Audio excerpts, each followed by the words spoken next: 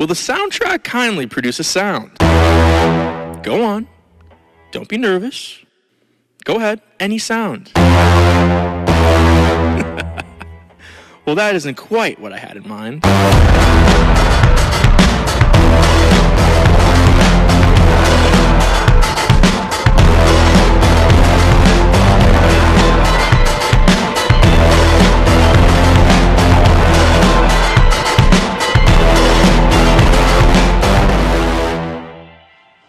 It looks like it's... I don't know. So as long as that red light is blinking, we're good. yeah. Wow, that was a workout just to get up here. Oh my gosh. Yeah, dude, I tore up my arm. That's why I wore a long sleeve. I knew something like this would happen.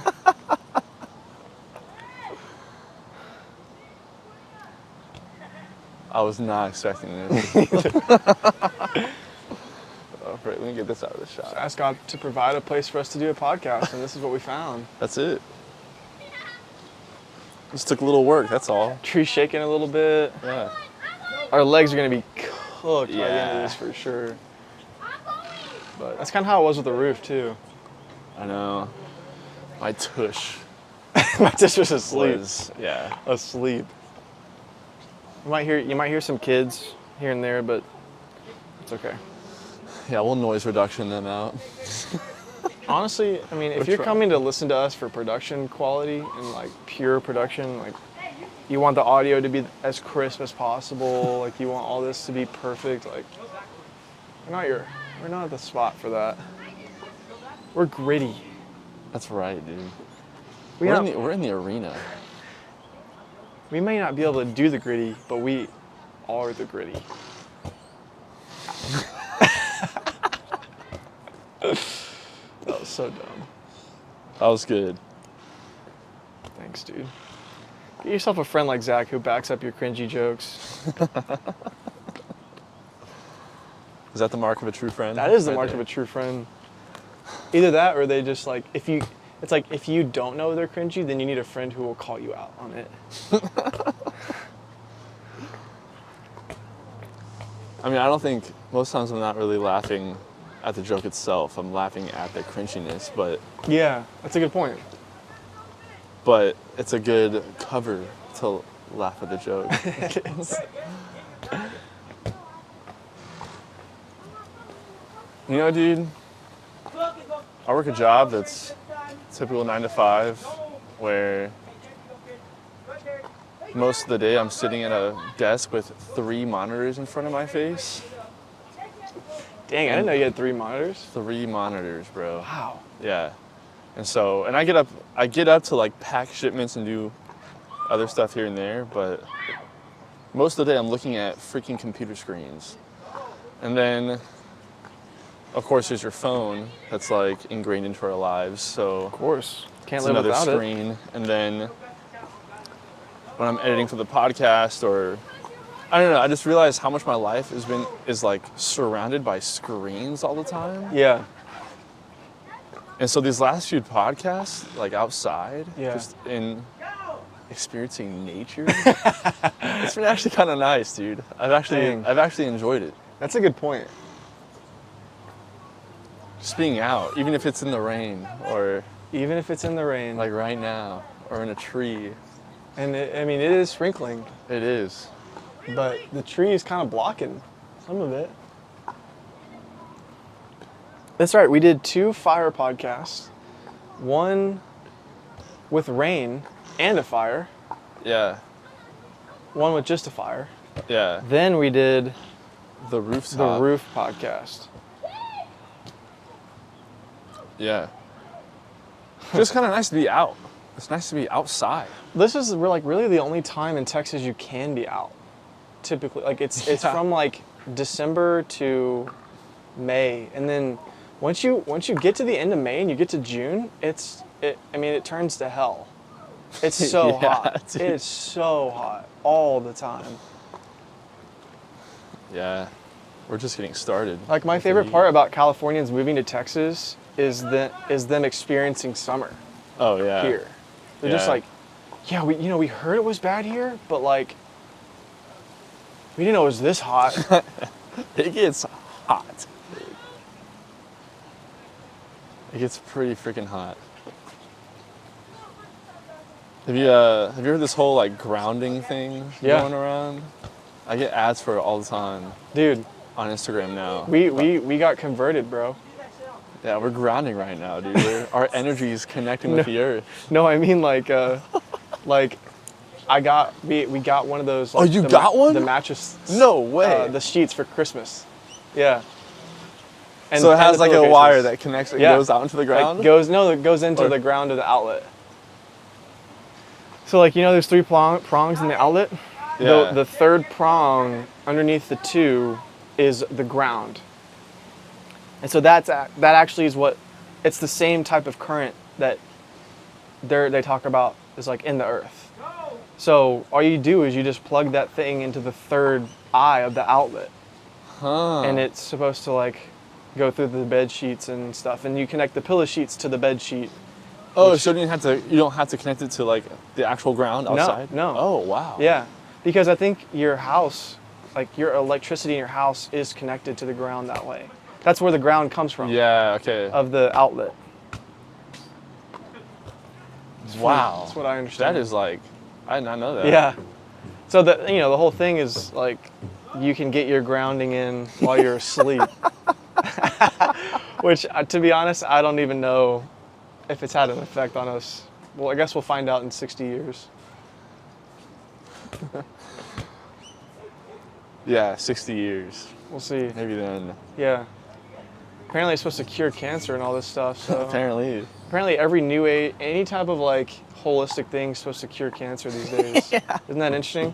Like it goes from like helping with mild like arthritis to being able to cure cancer, and you're like, wow, where did that? How did that happen? I watched a video of a guy who had like the what are those the things that read electricity? Voltmeters? Yeah, voltmeter.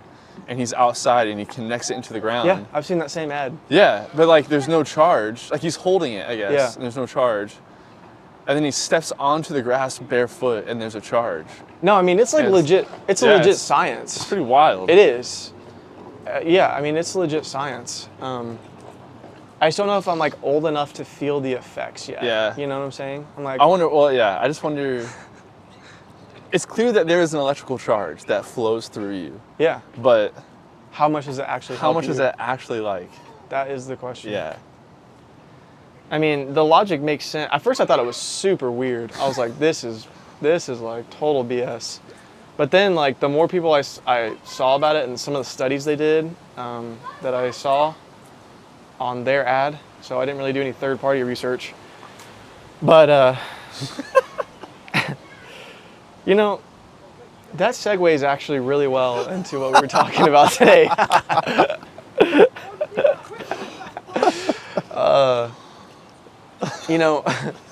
We've been talking a lot about the church and about discipleship and about how we don't really feel like the people are getting from church what they need. And we heard a pastor say this, that the reason young people are not coming to church is because they don't know who Jesus is, which I agree with. We agree with. But I thought about this today before we got here, I thought about this I've heard from many people in our generation, young people, that what they're promised to get from church, like from God, from Jesus, from the Bible, like from all this stuff, they never really experience. Or maybe they experience like a lesser version of it. So it got me thinking, like, have you ever bought like a product off Instagram or something, and it like, they tell you that it's gonna do this certain thing. They hype it up. And then you get it and you're like, this didn't really do what it said it was gonna do. Yeah. But they sell you on it based off of a little bit of human psychology. Like the whole point of marketing is literally to get you to believe that it'll solve a bigger problem, like a bigger problem in your life than actually the product does. Like this will elevate my social status, or this will, this will fix the problem, which will give me my time back. Like there's always a bigger payoff that they're trying to sell you than actually what the product does. So let's take the grounding sheets for example. Yeah. The grounding sheets on the surface is you'll get to ground while you're asleep, so you don't have to stand outside every day and do it. Because who does that? Right. And enough time. Yeah, nobody has But time for that. the thing they're actually selling you is wellness. That if you do ground enough, then your chronic pain will go away. You'll sleep better. X, Y, and Z will be healed that you're struggling with. And that's why people really buy. Right. So what I'm getting at is the church has done the same thing, where they've tried to sell people this life change. And when people say yes and they sign up for it by raising their hands in church, they're often sorely disappointed in what they actually get in terms of life change.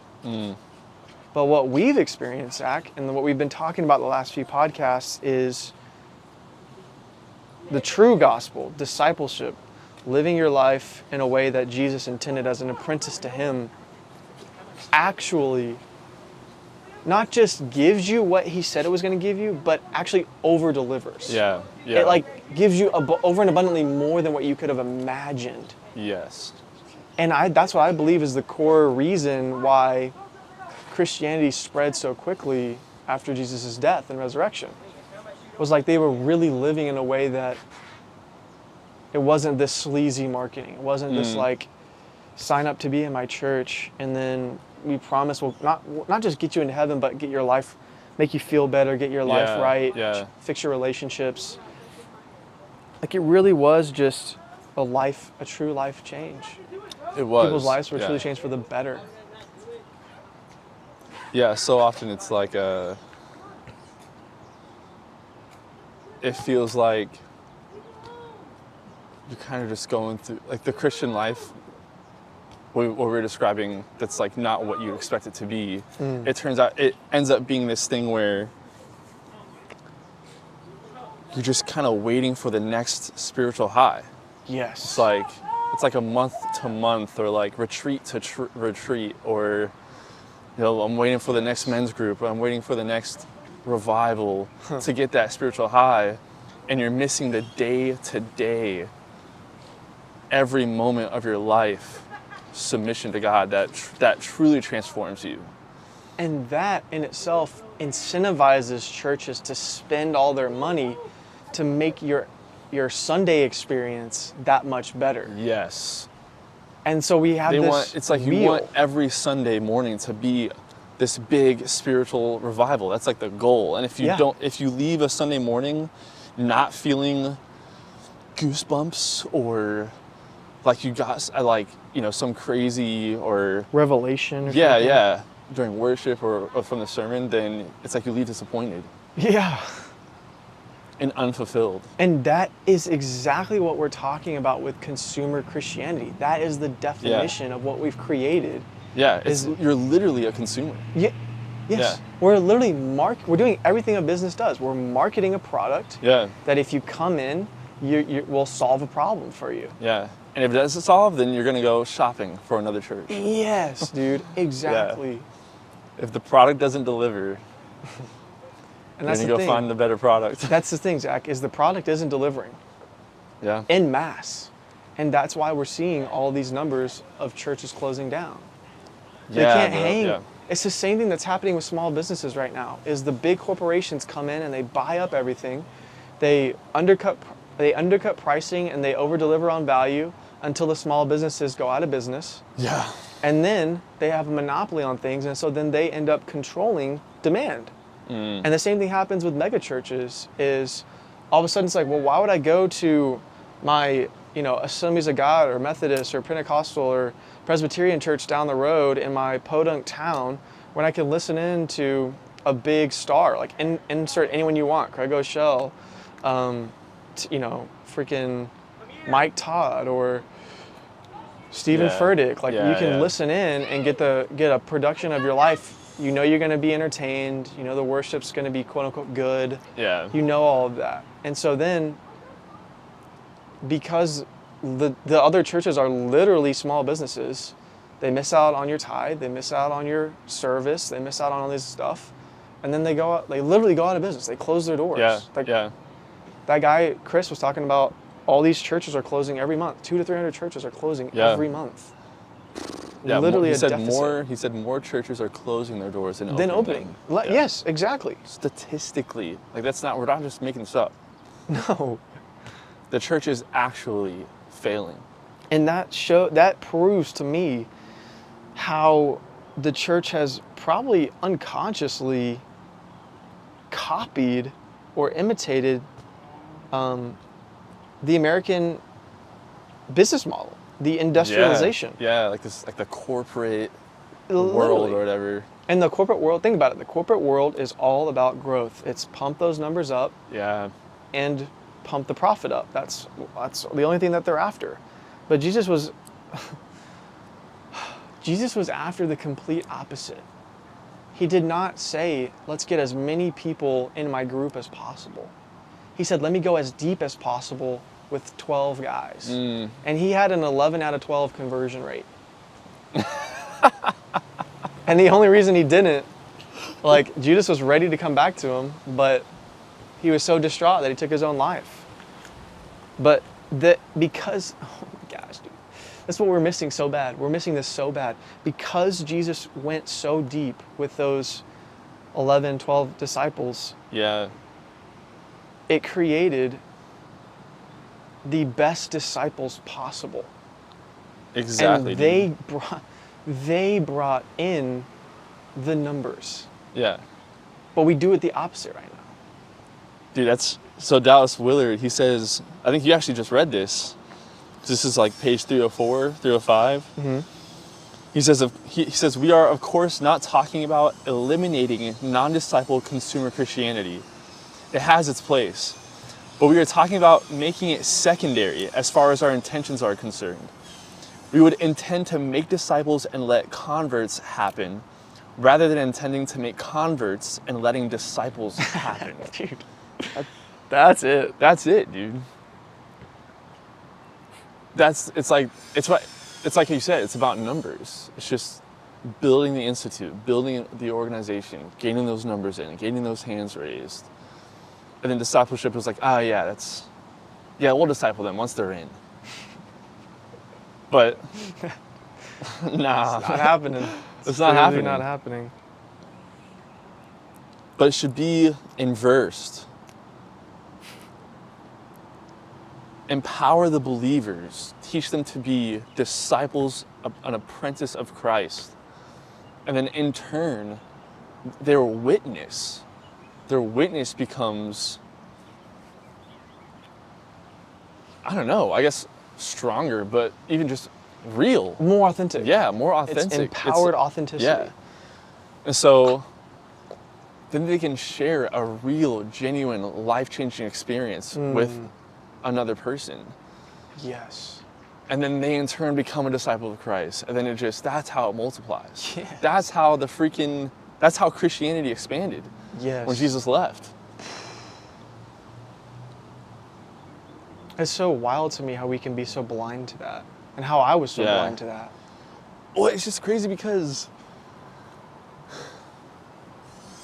they say that some of the biggest, I guess, evidence of, or I guess like some of the strongest arguments for Christianity is the fact of, is like the, I guess just the observance and evidence of the rapid growth of Christianity. That it happened so fast, like after Jesus' death.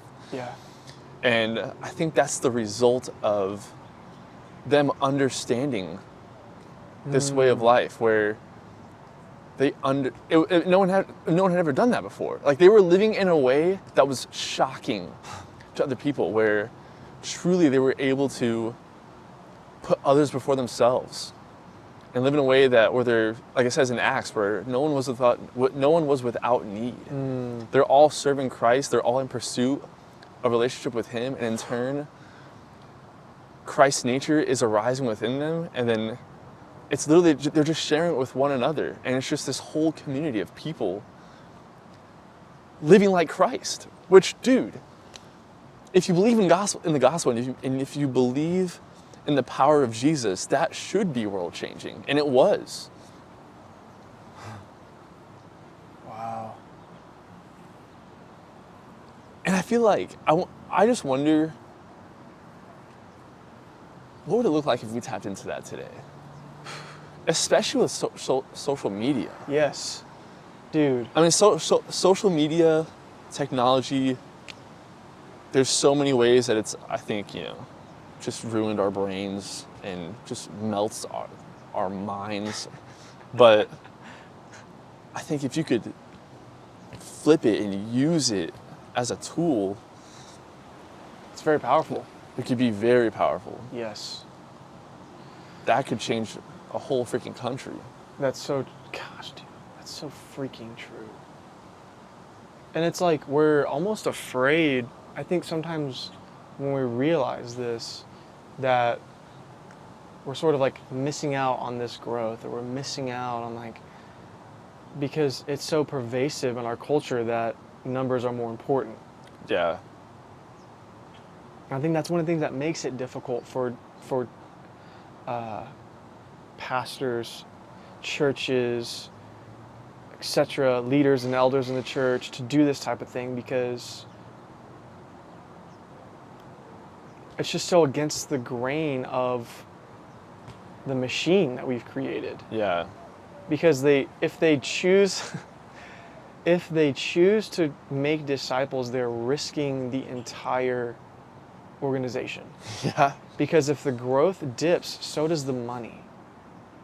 And if the money dips, that means no more bigger buildings, no more fancy meetings, and no more higher production, live worship. No more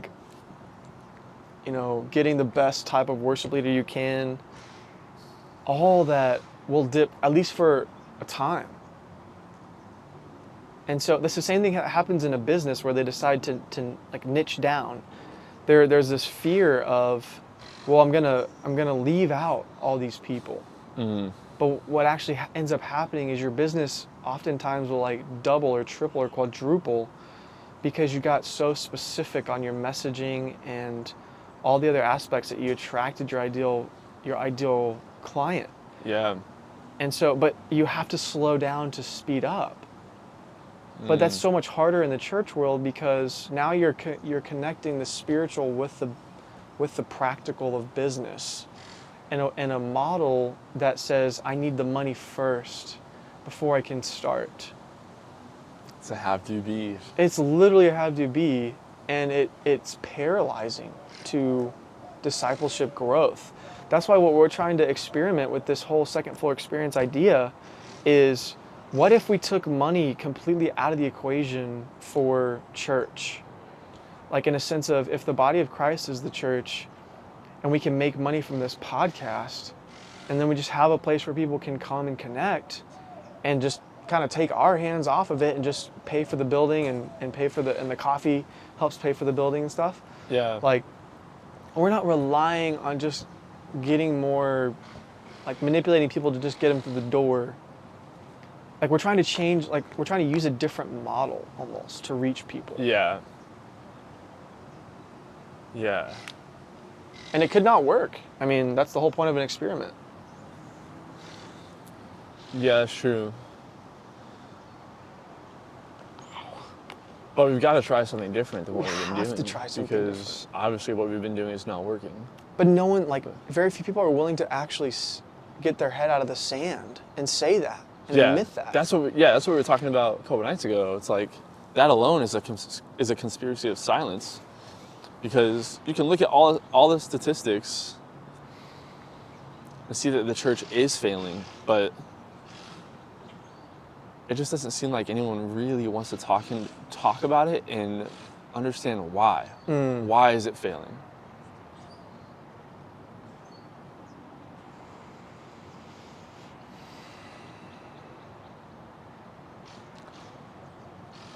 I kind of think about it sometimes where a lot of times you have these big corporations, say like HEB or Walmart or name any business, any like, you know, giant business. And it's just like what I was telling you today at lunch, where there are some people that I don't understand it, but that are okay with just living their lives working at a HEB or Walmart or whatever until they're like 70 years old and retire. And that's just it. When they have an ability to When they have so much potential. Yeah. I believe every person has creative potential Yeah. to actually do something, right? To impact people's lives, to make a difference in the world. But I just think like to be okay with working at a job like that for the rest of your life, right? And just that's just it. You're just slaving away, but that you just accept that as life. I feel like we do that. I feel like it's easy for us to do that with the church as well, where it's like you get people into the doors, you get people plugged in at the church, but then that's just it. You just attend every Sunday for the rest of your life. Wow. And you miss out on, it's like that's just all that's the entirety of your Christian faith. You miss out on the potential that you have as a believer of Christ working within you, because you're not truly being empowered to go and live your life truly transformed. Wow. Because if I came to you and I told you, hey dude, like my dream job is to work at HEB until I'm 65 years old and then I'll retire, I think you'd be pretty concerned for me. Yeah, because I know your potential. Exactly. Yeah. You know I'll say the same thing to you. Like, dude, there's so much more in you than doing that. Yeah. So, like, well, I'd be very concerned. But I think believers in the church are in a very similar state.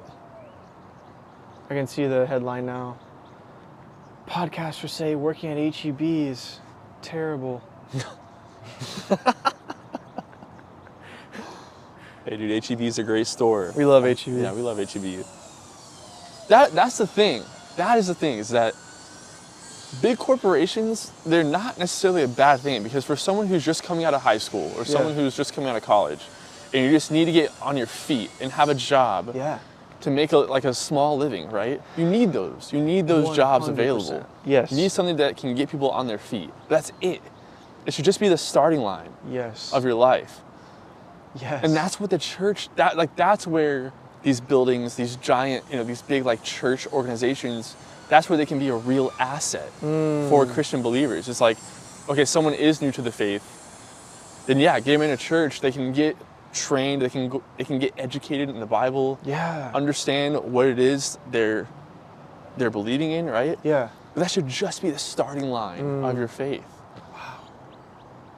That's not the entirety of the faith.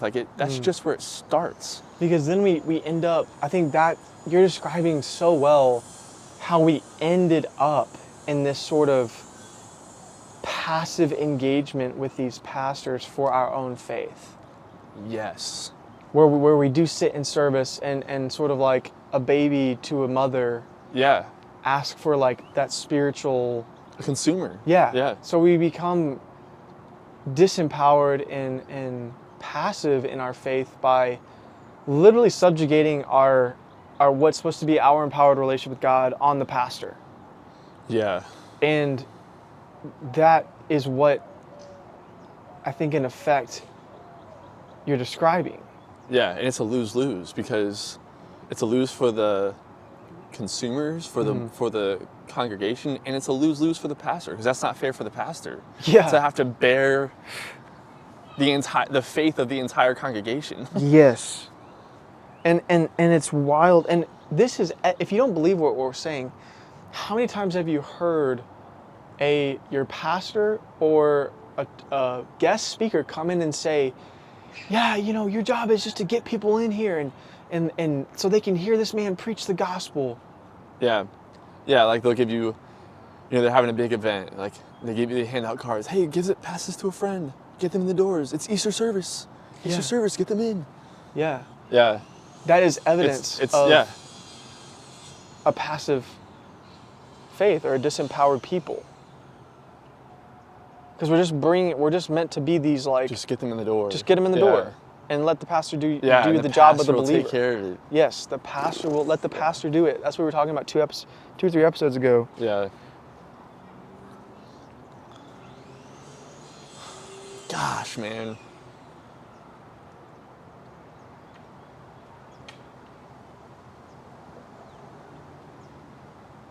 I think that's the heart of it. I think that's the heart of the issue. I do too. And why the church is failing, dude.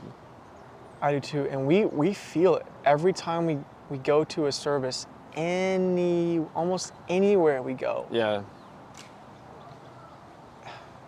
Just in the same way, it's so easy to just open up Instagram and get caught like, oh, I'm just gonna go check on like one thing real quick.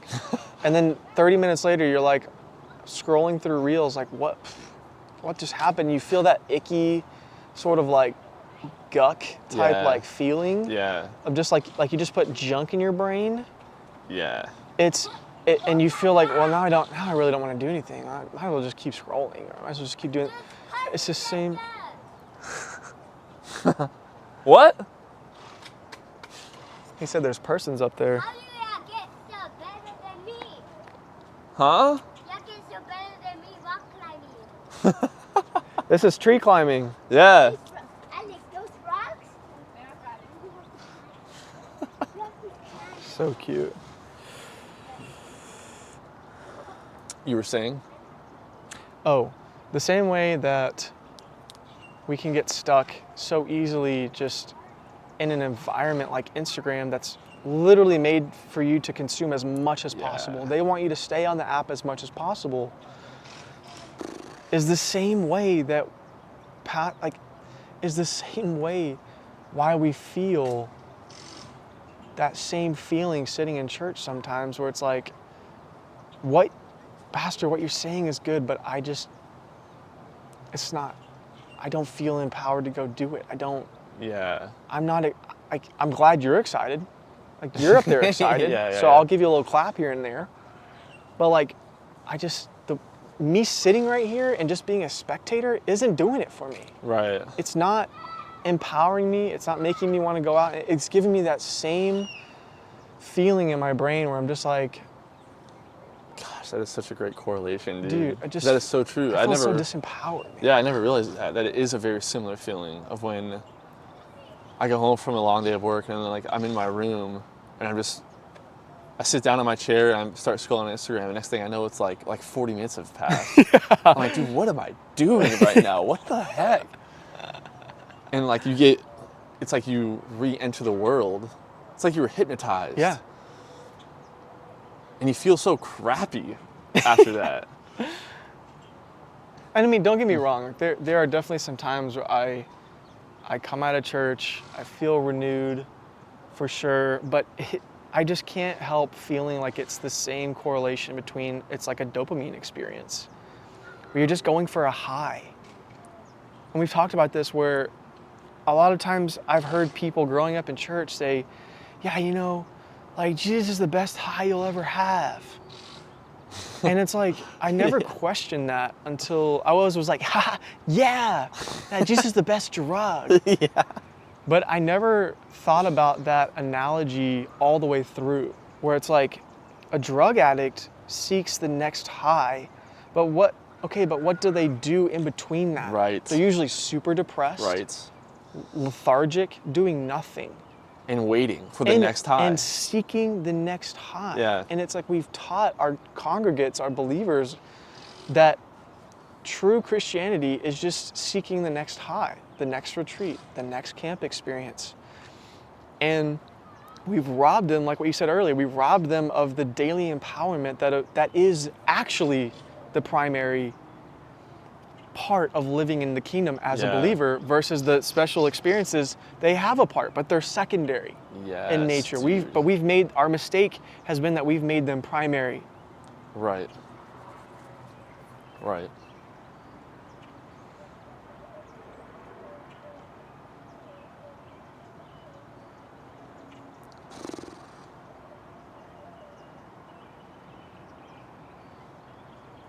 Yeah, it really has. It just within my own life, like I can just say for myself that seeing my faith in this way and actually truly trying to live as a disciple of Christ, as an apprentice of Him in every single aspect of my life. It's like I was just telling you earlier, like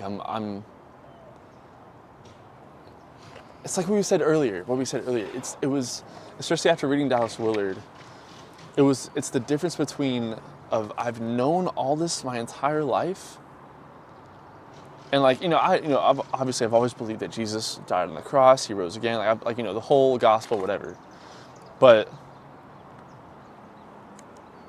the actual part of it that is supposed to transform me, literally transform my being.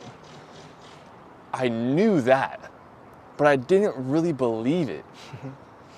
I thought I believed it, but I didn't really, because I would find myself saying, oh, this is just my struggle, or this is just what I deal with. Everyone else has their struggle. This is just mine. And I'm just going to be fighting it till, I'm in heaven when Jesus comes back. I'm just waiting for the second coming. But to truly believe that my life could change now, it's a completely different experience. It's a completely different way of living. And so much more life-giving. Where I find myself where certain habits that I had before,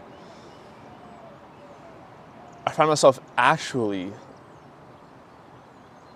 being able to come to a point where I don't know, like I see these things in a different way, where it's like you said, it's no longer a stronghold in my life. It no longer lords over my life. It's like what Paul says in Romans, where I'm no longer a slave to sin. I've been freed from that, and instead I'm a slave to Christ. Wow. Can you read that quote that you read me a second ago, or earlier, about? Yes. And so, like, while you're getting that, the thing that you're describing, Zach, is,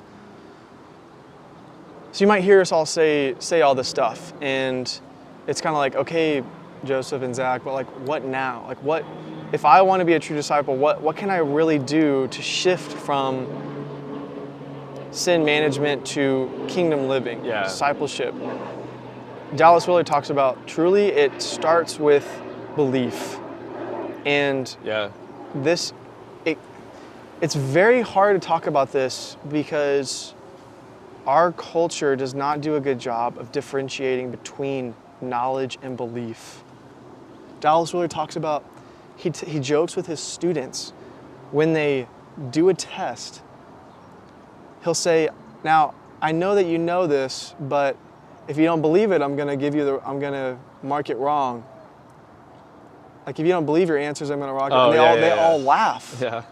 Because they know that for the test itself, they know all they're being graded on is just knowing. Yeah.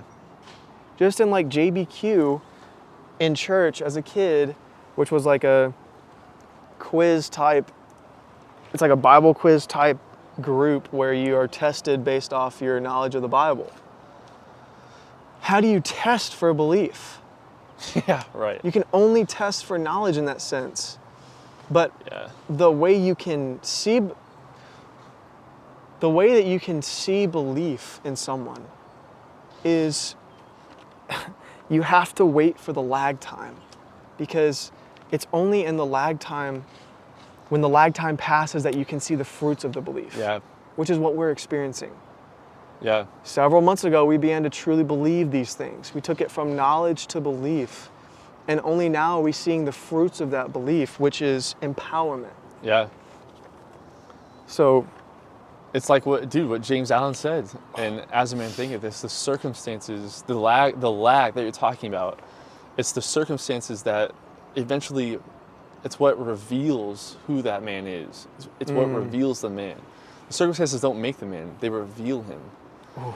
And so this is what you're talking about, Dallas Willard, when he says, "This is the true situation. Nothing has power to tempt me or move me to wrong action that I have not given power by what I permit to be in me. And the most spiritually dangerous things in me are the little habits of thought, feeling, and action that I regard as normal because everyone is like that and it is only human." dude. Gosh, that is so true. And so, like, the way he was describing that you move from knowledge to belief is literally understanding who God is and like how he's full of light, how that light is literally made of love, how he's created this entire world, and the creation screams of the creator, the design and the intelligence of these things. The goodness in people that you do see screams of the goodness of a greater creator, of a greater being. Yeah. And then, well, it's like, okay, that's awesome, Joseph, but like, is there anything more? Like, yes, Jesus came to show you the aspects of who the Father is as well. Like, Jesus was a type and shadow. Like, Jesus is God, right? And so it's like, Jesus coming to earth as the incarnation is supposed to give us an understanding of who God is. And so that's why we keep harping on understanding Jesus as the brilliant person on earth he was when he was on earth, and the brilliant person that he is as God. And it's only until you can truly come to an understanding of this that that you can truly believe it's true. It's not enough to just know it. And there's been several authors that have really helped me with this, one of them being Dallas Willard, but another one being A.W. Tozer. Like, he is a really good resource, someone that really is able to show you and explain all the different aspects of who God is. And that is really, and I'm not saying you have to go read all these things to like come to that understanding, that's just helped me. But the first step in going from a consumer to a disciple is belief. And you internalize that belief by meditating on the goodness and the greatness of God. Yeah. Yeah, I think a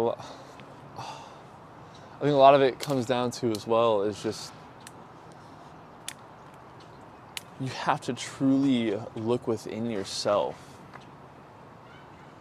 Like, I think a lot of times we just kind of go throughout the day and let life happen. We just let, we're not, it's to kind of like be conscious of your mind. Be conscious of what you're thinking. And actually be intentional with your thoughts. Look inside yourself, look within yourself, and analyze, okay, what am I actually thinking? Why did I have this thought about this person? Why did I have this thought about myself? Why did I have this thought about this situation? And how am I responding to it? And so that's how you begin to, okay, next time when I encounter this situation, I'm going to try to think this way. And that is how you actually truly, that's how the shift begins to happen. Yes. And truly believing. Yes. Dude, that's so true. That's what Dallas Willard was just talking about, is you have the freedom of what you're thinking. Yes. Right? So it's like, make it a point and a focus to think about God, to think about these good about these good things and fill your mind with those things. Yeah. And thus, down the line, you will become them. Yes, exactly. As a man thinketh, so he So he is. is. So he is. I used to think this is just my struggle. I used to think those things. And then when I started to really try and decide, not even just try, but decide to not think those things and think that I can change, I can become more like Christ. That's when I've seen the fruits begin. That's when I've seen my circumstances change. And dude, I love how, I talked to you about this a while ago, but I love how Paul talks about, I can't remember what book it was in. I want to say maybe Colossians. Yeah. But it was the verse where it talks about like taking your thoughts captive, Yes. right? And I was telling you how so many times I heard sermons about, you're supposed to, take every thought captive, and I don't know, like essentially what we're saying now is, analyze your thoughts, don't let yourself think on ungodly things, sinful things, right? And like that idea of capturing a thought and just not letting it like control you, Yeah. I guess. Yeah. But when you read that verse in its context, Paul is describing how he and his colleagues would minister to people, and that they saw themselves as, they were like, I guess almost like soldiers in a spiritual war, like because that's where he talks about like our battle is against flesh and blood, like we're not against flesh and blood. Not against flesh and blood. And so he's saying that is his ministry, is to go and take the thoughts captive of the people that are in spiritual blindness. Does that make sense? Yes. I don't know if I'm describing that well, but it's like, I never really read that whole scripture within the context. That's how he describes it, is that like his ministry is about going to the different groups of believers around, like, all the different places he was a missionary to, and to literally try to change the way they think, because that was the key to changing the way that they lived. Dude, that just low-key blew my mind, because that is the exact thing I've seen happen in Taylor recently. Is that through our discovery of this and our sort of journey, I can't help but share that with my wife. Yeah. Right? And so like, I've seen how our conversations, my wife and I's conversations, have begun to literally captivate her whole world. Where she'll come home and be like, I was thinking about what you said the other night about this and that in the kingdom, and I made this connection.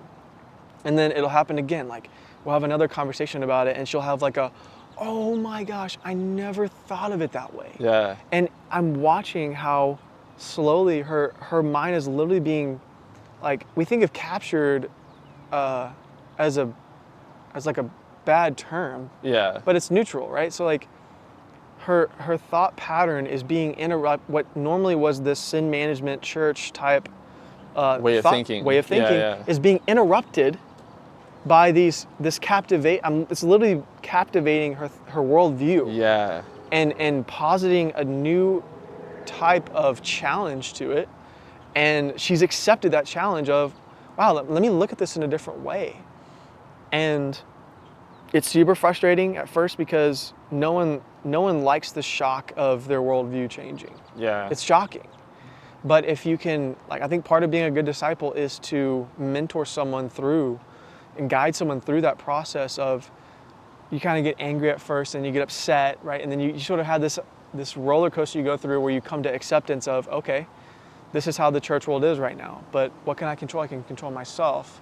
And so just guiding her through that is what came to my mind when you talked about that verse, where I've never even heard it in that way, of like Paul literally came as a strategy to capture the worldview and the thoughts of the people he was trying to minister to. The thoughts that were keeping them in bondage. That were keeping them in bondage. In spiritual bondage. Yeah. That's crazy. It is crazy, dude, when you think about it that way. And that's the danger of taking verses out of context. Yeah. As we miss that. Yeah. Yeah, right? Even if it's quote unquote a good thing of trying to think differently. Yeah, and that's a good message. It's a good message. It's a good message, but is it what they intended? Yeah, but reading it in its its context and understanding is so much more powerful. It's just like, oh my gosh. It's so good. That's the thing, that's a fallacy in the church world, is that we think anything that is good is from God. We think that like anything, and I'm not using good as like a moral sense, I'm using it as like a descriptive sense. Like, oh, that was good. Yeah. Like, that'll preach, right? Like, fix your attitude. That's a good message. Yeah. But is it what God was intending to say through that passage? Is it what he's actually saying to his people? Because that is greater than good. Yeah. So why are we settling for just, oh, that was a good message. That was a good service. Isn't God greater? Like, isn't the whole thing about him being mighty the best? The best? Yeah. So yeah. That frustrates me, dude. Like, why do we settle for just good? I agree. That's, we talked about this like a week ago, I think, but I don't know if we really talked about this on the podcast, but where I was telling you how I cannot stand, like one of like the biggest pet peeves for me in a sermon or something is when the speaker tries to go out of their way to like convict the congregation or to guilt trip them. And, you know, they'll have this crazy one-liner that's like, I gotcha one-liner, you know, like, oh, like you felt that, right? And then you get like the amen or preach or whatever, right? And I can't stand that, dude. I can't stand that because, you know, this is maybe just my opinion, but so, you know, it's not like, whatever. It's just, I just don't think that it's your job to convict people. I think you can leave that to the Holy Spirit. I think you can let the Holy Spirit do his job and convict people. And just and like when you're reading the scripture, teach the word, teach the meaning of the scripture and because it's so much better than like any 3-point sermon or one crazy one-liner that, right? Like when you understand the scripture, it just comes to life, and it breathes life into you. It's just like, oh my, it's truly life-changing. And therein again lies more evidence that we really truly don't believe that the word's powerful. Yes, dude. Because if we really and truly believed it, we wouldn't feel the need to try to captivate people's hearts with our wise words. Even Paul like calls himself out about this, and he says like, my preaching is like foolishness. Yeah. And I don't know if he's like specifically talking about this, but like maybe he meant that like what I try to make scripture to be, sometimes I don't, like maybe what the pastors tried to make scripture to be is foolish in the sense of it's not really what God intended. But I'm not 100% sure on that, so don't quote me on that one. He could mean that. I've also heard it said that he meant that it was foolish in the sense of like to the world, or like the word that he was, like the scriptures that he was teaching may have seemed foolish to some people. Yeah. Could be that too. Yeah, for sure. But I'm not saying that a pastor or any speaker needs to get up there and just read the text and be boring. Yeah, like Jesus used parables. Jesus used stories to get his message across. True. And that's like a really good way to teach things, to teach lessons. But I don't know, like I think the best sermons and like teachings I've heard of the word is where people, they teach the word and they explain it in a way that the congregation can understand what the Bible is saying and understand it in its context, and then take that and apply it to our real day-to-day lives. And that's like, I don't know. Yeah. That- I think a lot of times Instead of just like cherry picking verses to try to like make the Bible conform to what you're trying to teach. yes, You know, like 100%. yeah. And I think a lot of times, again, it's this conspiracy where not just are the pastors doing it, but the congregants also expect it, to the point of like where you give a message and you feel pressured to entertain, to Yeah, be yeah, yeah. charismatic, to get a kind of reaction from people that'll make you feel like you're doing a good job. Yeah. When Because if you don't, then they're going shopping for another church. exactly, dude, it's all a cycle to that feeds all the wrong ways. Yeah. And if we can flip our congregants and our believers and our peers' mindsets towards, you're not coming to church to be entertained. You're not coming here to even be inspired in a shallow sense. Yeah. But you're really coming to be empowered, and you're coming to listen to what Jesus was saying. So to circle all the way back to our initial question, like, young people are leaving the church because they don't really know what Jesus said. I think it's because we're not really teaching what Jesus said. Yeah. Because if we were, Maybe. if we were really teaching what Jesus was really saying, and the empowerment that he was really offering to us, we would not be having this problem. Yeah. That's my theory.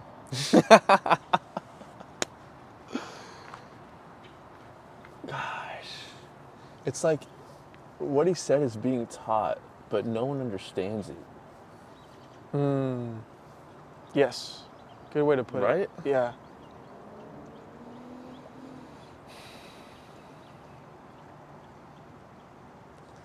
It's quite the conundrum we as believers have built for ourselves. It really is. It's a whole machine that is, I mean, I don't know how to really stop it. It really does. I mean, it really does shred people. It puts the... Puts them in the blender, bro. It puts them Just in the spits shredder. them out. It really does. Yeah. And I've experienced it. me too. Yeah. Yeah. Me too. And then, you know who ends up feeling guilty? Me. Yeah. Yeah. Yup. I wasn't good enough or strong enough or Couldn't last. couldn't last. Guess I'm not a true You just gotta get believer. plugged in more, dude. Just get plugged in more. I guess I was only half plugged in. I wasn't really getting the full power. Go deeper. Just weren't serving enough, dude. You gotta get more involved. Oh my gosh.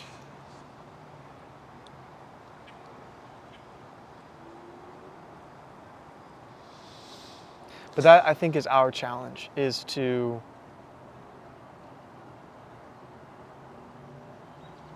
how do we almost get out of the way of the word Yeah. and not let this be, oh, this is Joseph's message or this is Zach's message. It's like, how do we really and truly get out of God's way?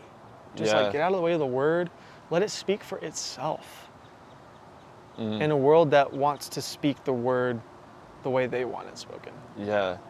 Dude, what was it that you were just talking about this part, and it's just funny to me how much we talk about the divine conspiracy. But in the divine conspiracy, where he talks about, man, what does he say? Where it's like living with God, like simultaneously, like almost like hand in hand, where I don't know, like you just talked about this Like how long ago? like a few days ago, I think. But it's like a working alongside with the Holy Spirit. And I can't remember what you said about it exactly, but I remember I was like, wow, yeah, that is. It's like it's like the goal of all of this is to live my life in every single moment as like with the Holy Spirit, with God,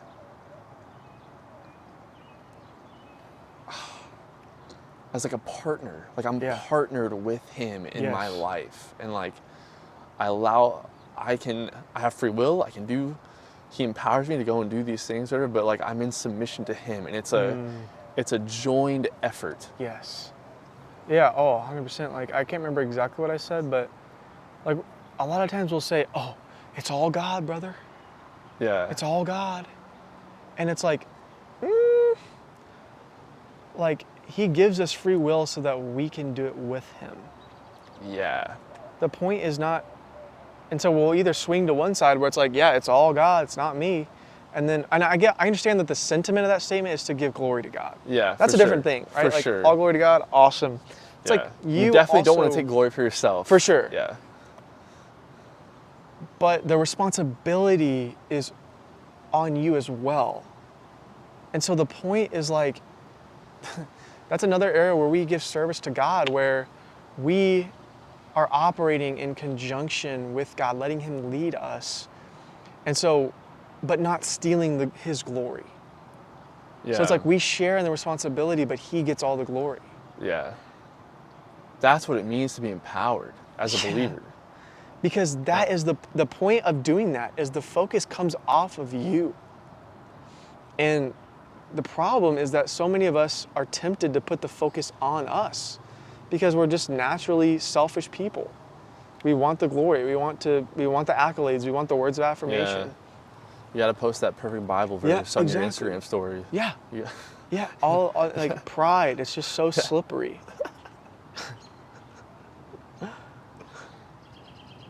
But yeah, it's the false humility that kills me, where it's like, they say, oh yeah, it's all God, but they're like, you can feel that they're not really being humble. It's like, you know? Yeah, I know their what you body mean. language and the way they say it, you're just like, okay. Yeah. If you want to take credit for it, dude, take credit. Just tell me. It's almost like a reverse psychology, where it's like they're saying, "Oh, it's all God, it's all God," but them saying that in and of itself is like, "Look at me, giving glory to God." Yes. You know what I mean? Like, yes. And I mean, therein lies a huge trap that we've all fallen into at different times, where we think the act itself is the point, not the state of our hearts. Like, we'll raise your hands in worship as a sign of surrender, but don't actually work on surrendering yourself. Okay?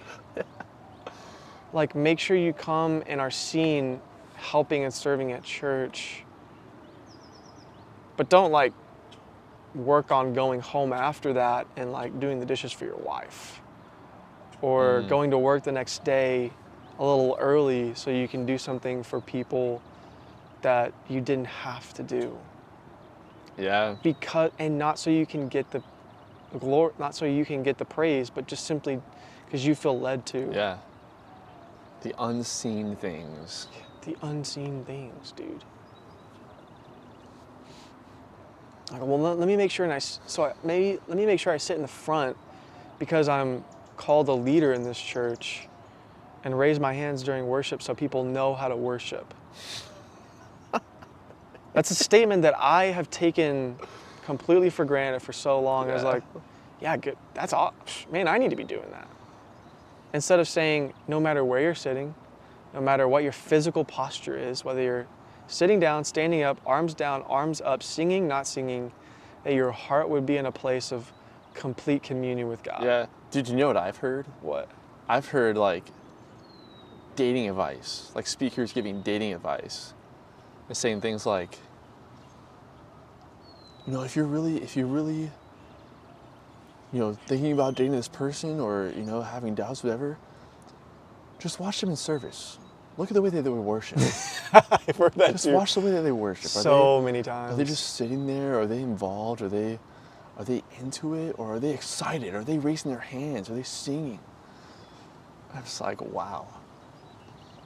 What a surface level freaking like way to read somebody or to. But this I is don't Zach, know, man. this is the tricky part. What great dating advice, bro. And listen, it would be so much easier for us to swing on the pendulum and just say, you shouldn't be raising your hands at all. You shouldn't be doing this at all. Yeah, right. But the point is to hold the distinction between if you are truly worshiping God in a service with all your heart, then maybe standing, singing, and raising your hands will follow. Yeah, maybe. But maybe not. If you want to see how a person is worshiping God, look at their freaking life, dude. Look at the way that they treat people in the room that are unseen. Look at the way that they treat, their parents. Servers, look at the way that, waitresses. Dude, yes, bro. Like, don't look at them how they raise their hands in a service. Holy crap. That's crazy, dude. That's crazy. Again, that's insanity. It's like we're putting together a case for kingdom living, and we're just putting evidence into our case file. Yeah. That's another piece of evidence in the case file of showing how our fruit is not what Jesus would have taught, what Jesus did teach, what he would have wanted, what he does want. I mean, it's literally what he calls out the Pharisees for in the Sermon on the Mount, saying, and he mocks them. He mocks them, saying to the crowd, says, if your righteousness doesn't surpass those of the Pharisees, then you're not going to enter the kingdom of heaven. And the congregation would have been like, what? That'd be like me saying, if I go up on a church, and I'm speaking a sermon, I tell the crowd, if your guys' faith isn't better, isn't if you're not closer to God than your head pastor is, then you're never gonna make it. They'd be like, what? That's what Jesus said, dude. But it's because he's mocking them. It's a mockery of their outward faith, dude. And that they're lacking the inner, true transformation of the heart. Submission of the heart. He flamed them so bad that he came up with a new word. literally spitting bars against the Pharisees that no one had ever heard of, calling them hypocrites. And everyone would have known that the term he used for hypocrites would have meant someone playing a part in a play. An actor. They're an actor. A two-faced actor in a play. What I would not have given to see their faces. Oh, dude, the look on their face. But that's... And yet we think Jesus is a nice guy. That's all we consider him like. We just consider him like, yeah, he's a nice guy. Like, we don't see him as a powerful person. Right, yeah. Yeah. Sorry, I cut you off. Well, dang, what was I going to say? Yeah, I mean, oh, frick, it's gone. It's gone. My bad, dude. That was totally on me. No, it's fine.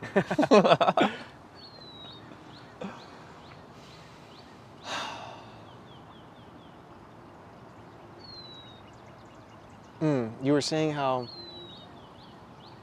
he was literally calling them out and he was mocking them, saying,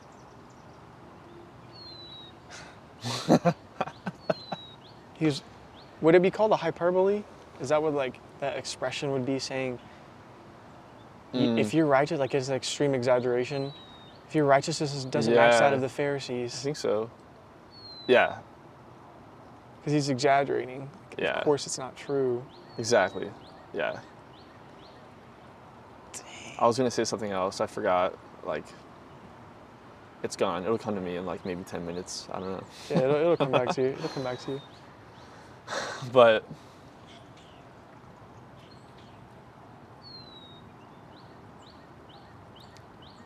yeah, man, I'm just. Oh, I was gonna say, it's easy for me and you, like, you know, to laugh at that, to laugh at the Pharisees, and like, but the truth is that we're all guilty of it. Dude. We're all like, yeah, I can sit here and laugh at them. Like, I would have killed to see the look on their face when Jesus said those things to him.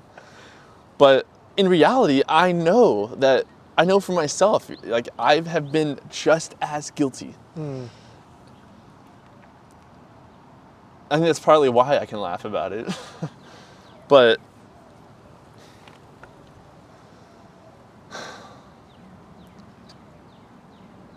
the difference though between the, you know, oh frick,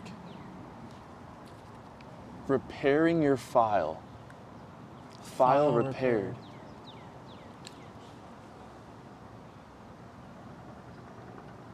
Well, that was weird.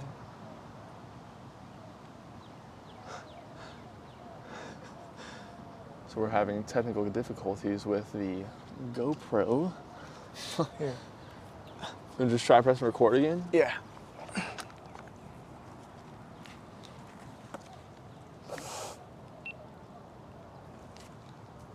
Wow. Interesting. Dude, I think there's a bug on your shoulder. Or maybe it's just No, a it's leaf. bark. It's just bark. Oh. Got it.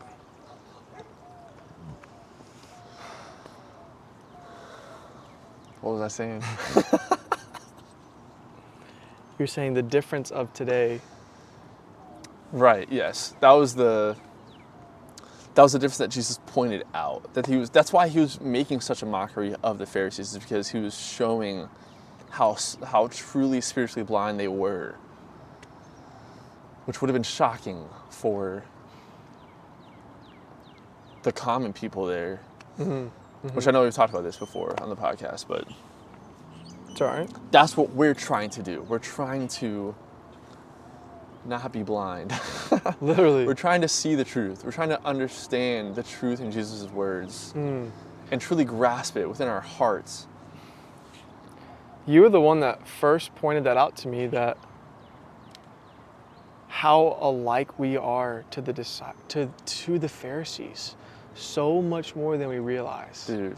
And I had no idea. Like, when you pointed that out to me, it legit opened my eyes to see. Like, it started, even when you said it the first time, I like didn't comprehend what you were saying. And then as you've continued to talk about it over and over and over again, I've literally, my mind has been captivated to turn to see all the ways It's crazy, that we dude. think like a Pharisee. Yeah. Today.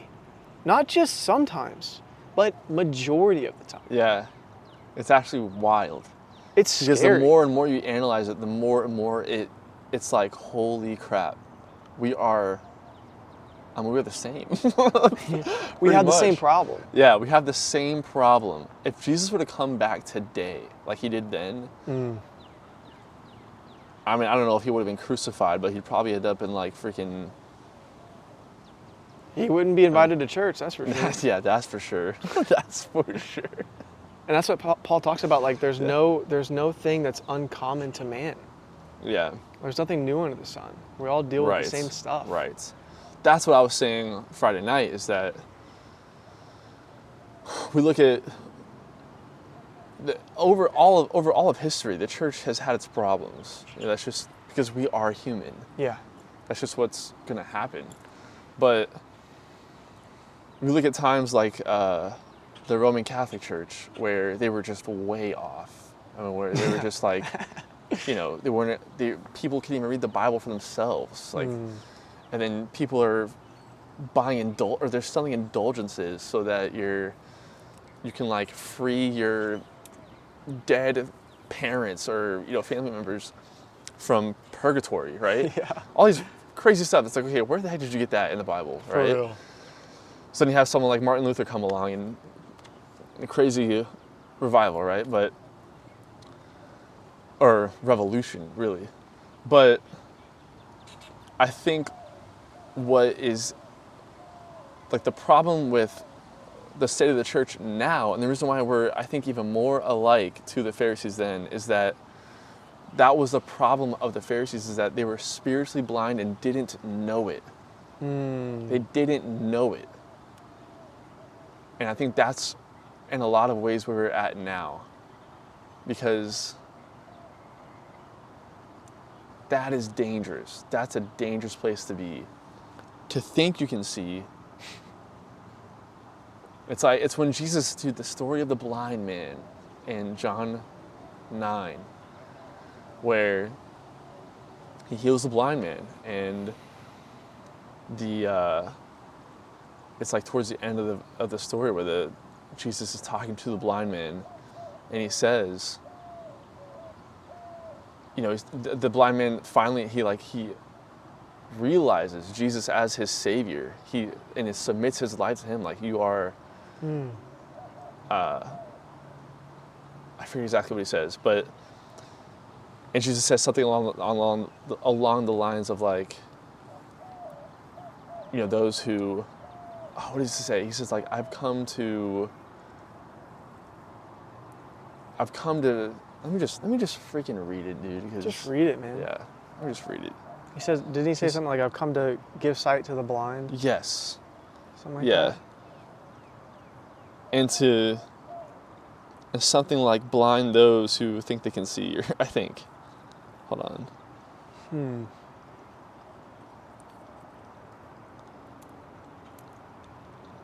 He said, when Jesus heard what had happened, he found the man and asked, do you believe in the Son of Man? The man answered, who is he, sir? I want to believe in him. And he says, you have seen him, Jesus said. And he said, and he is speaking to you. And the blind man said, yes, Lord, I believe. And he worshipped Jesus. Then Jesus told him, I entered this world to render judgment, to give sight to the blind, and to show those who think they see that they are blind. So some of the Pharisees who were standing nearby heard him and asked, are you saying we're blind? And he said, if you were blind, you wouldn't be guilty, Jesus replied. But you remain guilty because you claim you can see. Oh my gosh. Bars. To see their face in that moment. Right? But Dang, what a freaking quote. But they thought they could see, dude.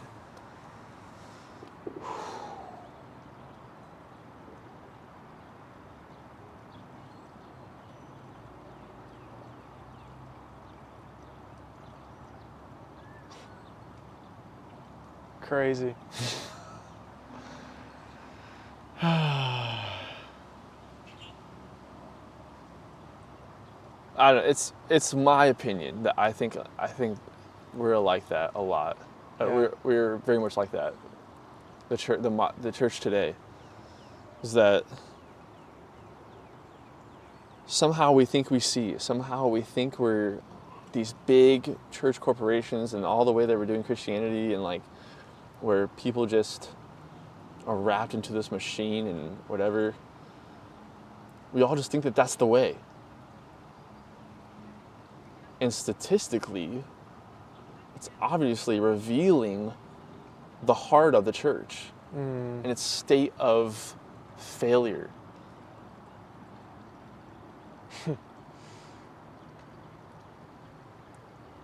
But we just think that we can see. We think that that We're nailing it. yeah, it's the world's fault that they're not submitting.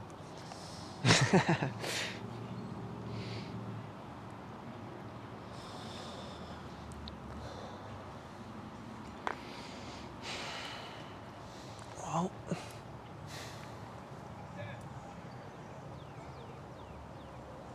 yeah, so I think to summarize, the problem is that we have a knowledge of Scripture, but not a belief in it. We have a knowledge of God, but not a belief in him. Or else we would see more empowered disciples. Yeah. And here's the thing, is like,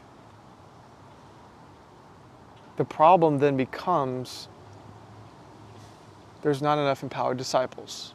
Because empowered disciples make disciples. That's the whole point of the Great Commission. And then disciples grow the numbers that everyone wants. Yeah.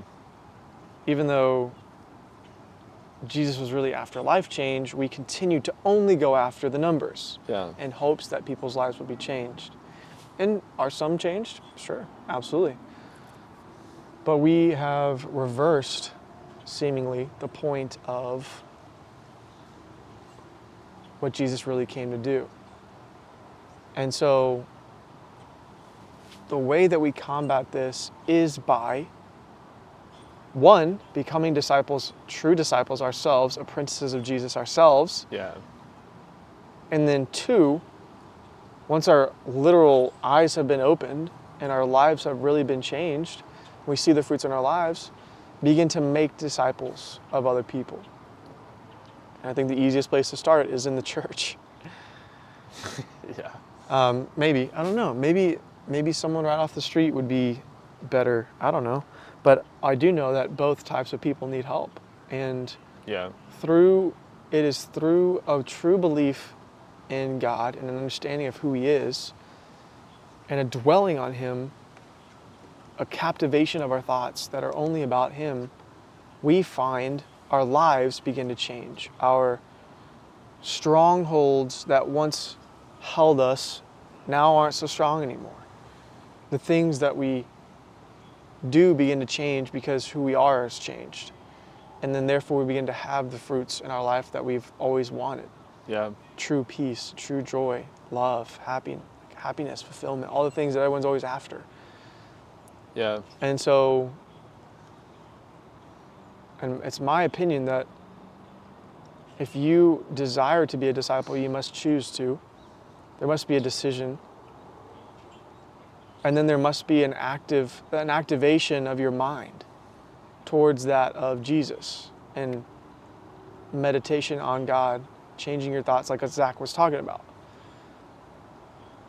Is then once you have the fruits in your life that you know you have changed your being, Yeah. that then you can adequately explain and lead someone else to that same thing. Yes. And eventually that will solve the greater crisis which we see in the church, which is a shrinking rather than a growth. Yeah. Yeah, and this all this stuff we're talking about, like, the change that we want to see. I think that's what we're trying to do, dude. Is because if you want to see change, it has to start. Change starts at the individual level. It does. So we're trying to be the change that we want to see.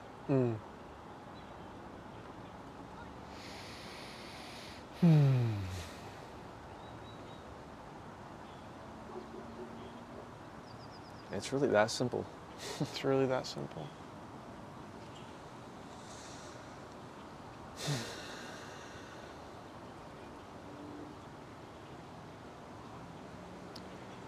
Well, Do you want to, I mean,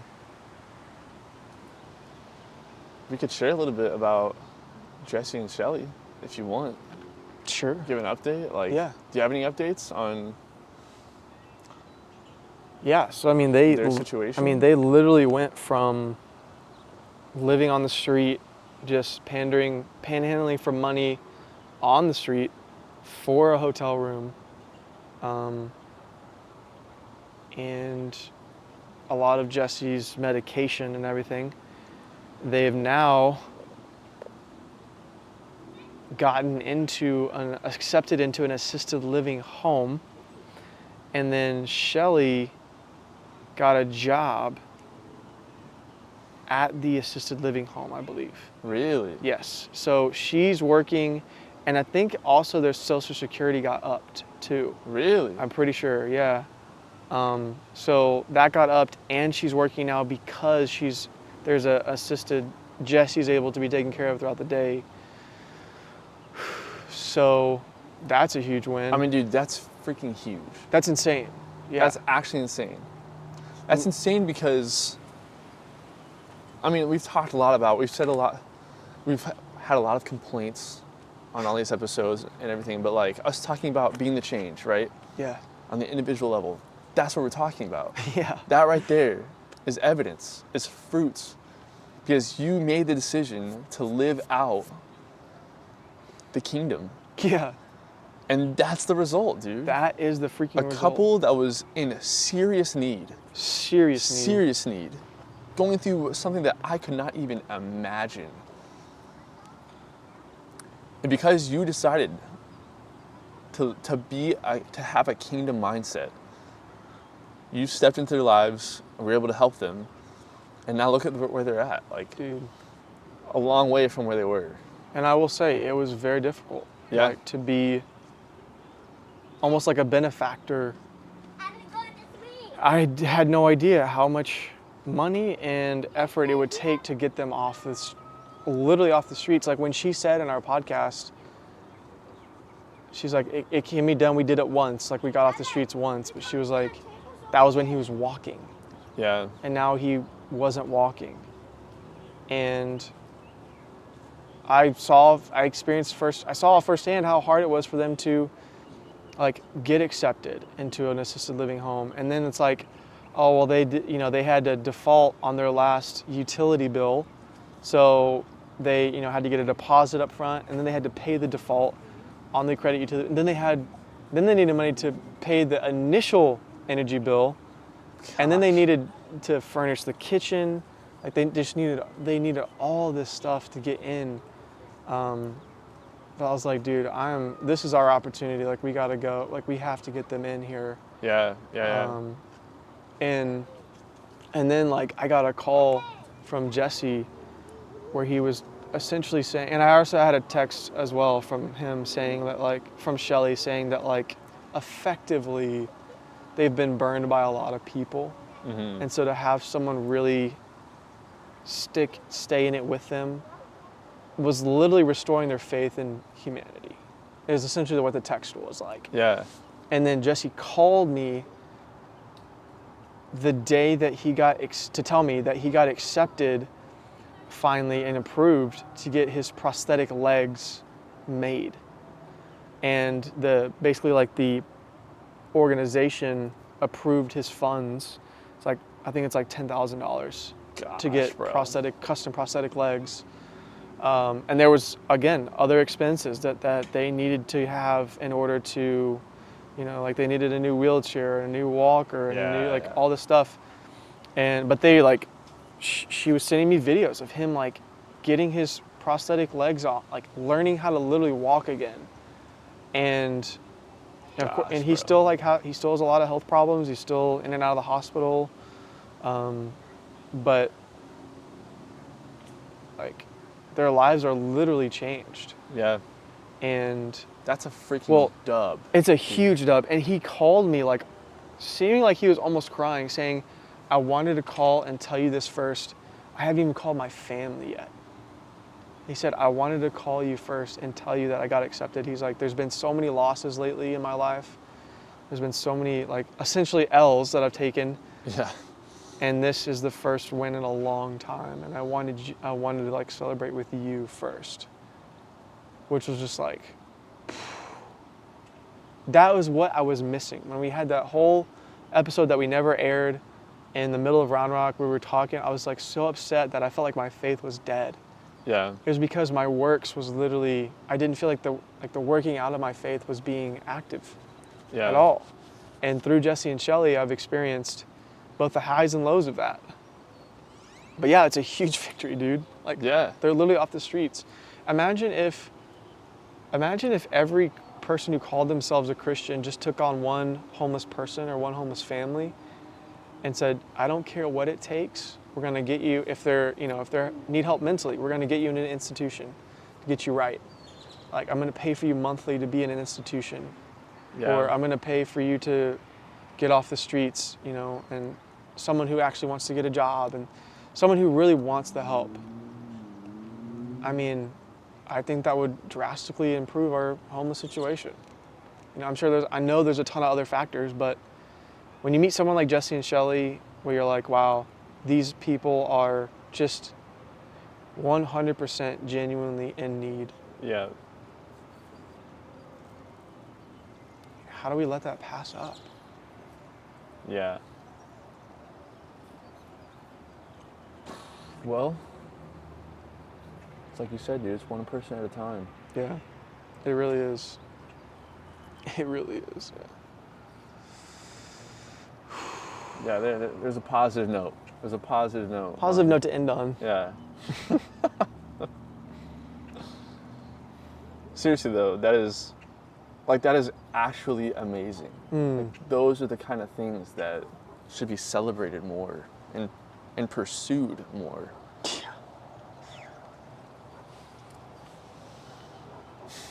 Well, thanks for listening, everyone. Yeah. A little treetop Little tree action. treetop podcast. I was hoping we could find like a tree house or something, but That'd be there's sick. not many tree houses left around. Yeah. You know, dude, they sell like these like hotel rooms that are like There's a guy on Joe Rogan who lives in the Amazon, and they build Oh, I heard about like freaking tree houses way up in the Amazon trees. that. Dude. One day, bro, we'll have a podcast in the freaking Amazon. That would be so epic. Oh my gosh. All right, well, Till next time. until next time, we might be in a studio. We might be in the studio. We'll see. We'll see. Peace. Peace out. Oh my gosh. I want to talk to you. Not now, later. No, now.